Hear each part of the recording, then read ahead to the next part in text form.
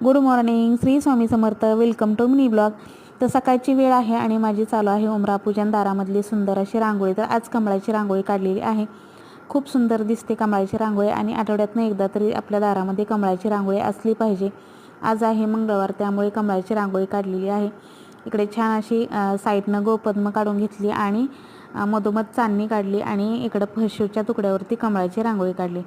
तर असो, तर सगळ्या ताईंना माझी एक रिक्वेस्ट आहे आणि कळकळीची विनंतीसुद्धा आहे. बऱ्याचशा ताई खूप छान सुंदर कमेंट करतात आणि काही ताई ज्या आहेत ना, व्हिडिओ आवडीनं तर पाहतात पण कमेंट करायचा कंटाळा करतात. सगळ्या ताईंना एकच रिक्वेस्ट आहे की सगळ्या ताईंनी खूप छान अशी माझी यूट्यूब फॅमिली आहे. खरंच खूप मला भारी वाटतं की एवढी यूट्यूब फॅमिली माझी चांगली आहे. सगळ्यांच्या मला सुंदर सुंदर कमेंट नेहमी येतात. तर मी सगळ्या ताईंना एक रिक्वेस्ट करते आता ताईंनो, की तुम्ही माझे व्हिडिओ कुठून पाहताय असं मला कमेंटमध्ये सांगत जावा. व्हिडिओ तुम्ही पाहताय ना, तर कमेंट करा आणि कमेंटमध्ये तुम्ही व्हिडिओ कुठून पाहताय हे नक्की सांगा. कारण मी तुम्हाला परवा माझा एक अनुभव शेअर केला होता मुंबईच्या ताईंचा. तर तो अनुभव कसा शेअर केला बघा.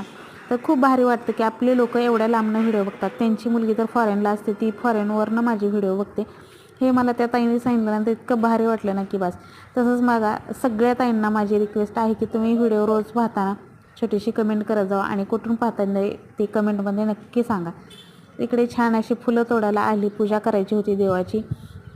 तर फुलं तोडून आपल्या बागेमधली फुलं तोडून देवपूजा करण्यात जो आनंद असतो ना, तो वेगळाच काही असतो.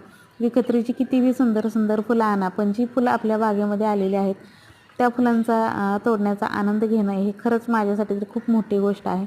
आज थोडीशीच फुलं निघली, पहिल्यांदा पण तोडली होती, ती थोडीशी उंबऱ्यावरती ठेवली. त्यानंतर परत देवपूजा करायची होती, त्यामुळे सगळी फुलं तोडून जी आहेत ना घेतली. आता हल्ली काय झालं बघा, गुलाबाला बहर जो आहे तो कमी झालेला आहे.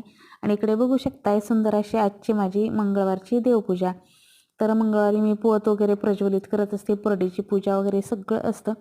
तर तुम्हाला हे परडीची पूजा, पोत प्रज्वलित केलेलं मोठ्या व्हिडिओमध्ये पाहायला मिळेल. त्यानंतर डबा करायचा होता, ह्यांचा डबा करायला घेतलेला आहे. समर्थ वाटच पाहत होता, मम्मी कधी डबा करते आणि डबा भरते म्हणजे मी पप्पांचा डबा घेऊन जाईल. आता समर्थ आहे तोपर्यंत हा लाड चालणार आहे, उशिरा डबा द्यायचा. समर्थ गेल्यानंतर त्यांच्याबरोबरच मला डबा द्यावा लागणार आहे आणि आणखीन रोजच्यापेक्षा लवकर उठावं लागणार आहे. इकडे सकाळच्या माझी धावपळ असते.